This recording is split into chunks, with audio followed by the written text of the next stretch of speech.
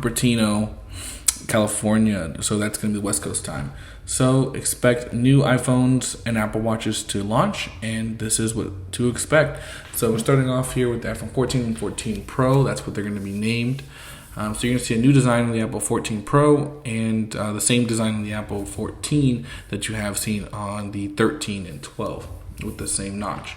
So the iPhone 14 is going to be changing from having a notch to having like this pill-shaped cutout when the display, I believe, is on the lock screen. But when you flip it on into the home screen, it's actually going to change. It's going to break up into two separate, where there's a dot and then this long place.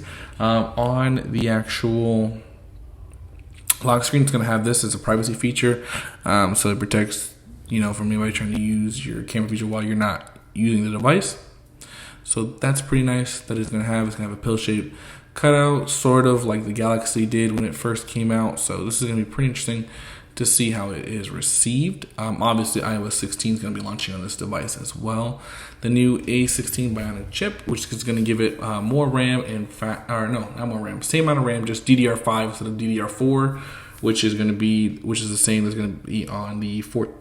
Is going to be the DDR4 instead of the 5, but you're going to get the same amount of RAM that you did in the iPhone 13 Pro that I currently have, which is I believe 6 gigabytes of RAM, but just DDR4 versus the 6 gigabytes of RAM on the 14 Pro, which is going to have DDR5. So it is a cost saving measure. It's going to have the A15 battery, the iPhone 14, which is the same one from the iPhone 13 models. The iPhone 14 Pro and Pro Max are going to have the bigger A16 Bionic. It's also not bigger, but more powerful chip. Also has a bigger megapixel lens to shoot 8K. I think it's 30 frames per second, 8K 30 frames per second. You're going to be able to shoot. Obviously, the video footage on that would be insane. I don't recommend shooting it in that. Also, always on display is going to be out there. It is baked into iOS 16 software, so you will see, based on the iPhone, I think it's only the 14 Pro and 14 Pro Max, they're going to offer the always on display, because it's going to be able to go down to 1 hertz. That's the new OLED technology that's going to be coming down to the iPhone 14 Pro and 14 Pro Max. So it's a welcome change, even though Android has had always on displays probably for a good part of almost a decade. So not a decade, 5-6 years. So nice that Apple has finally caught up and is going to be with them. Also, T-Mobile and SpaceX team up to offer the emergency satellite support through Starlink. Yes, and the iPhone will be able to do that as well. And also do short form text messages and voicemails through that same wavelength.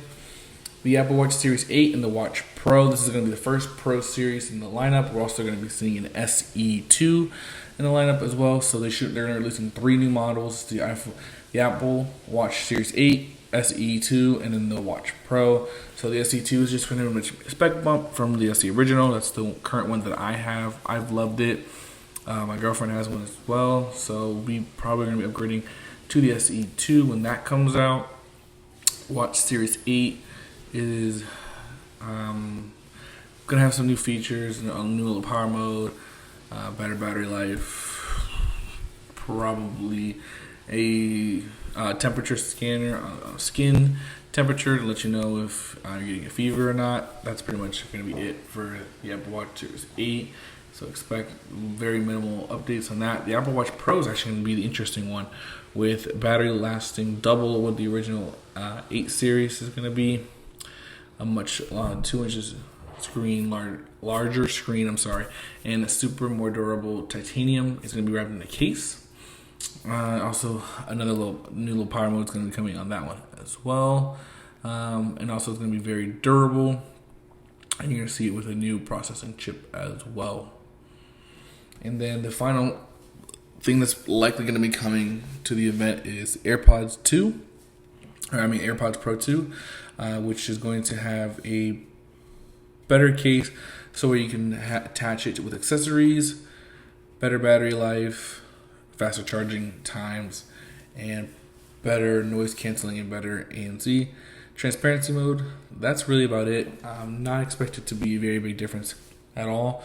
Lossless audio could be supported on it. We'll see Nobody knows exactly yet. More than likely, that will probably wait to an AirPods Pro 3, but we'll see on that. I know people are talking about a new iPad coming. I don't see that coming. I think that's coming for an October the event, where they're going to be updating it to an A14 chip with a USB-C and a little bit bigger display as well. But we'll see.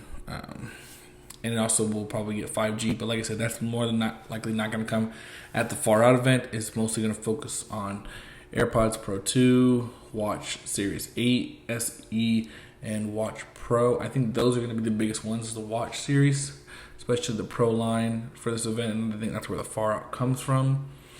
And then the iPhone 14 and 14 Pro and Pro Max. Also, the iPhone 14 is going to have a Max version as well that you're going to be able to buy for a good, decent money. So let me know what your thoughts down below, and make sure to like, subscribe, and hit the notification bell. And I will see you guys in the next one. Thank you guys for watching my latest video. Make sure to like, subscribe, and hit the notification bell, and I'll see you guys in the next one. Peace.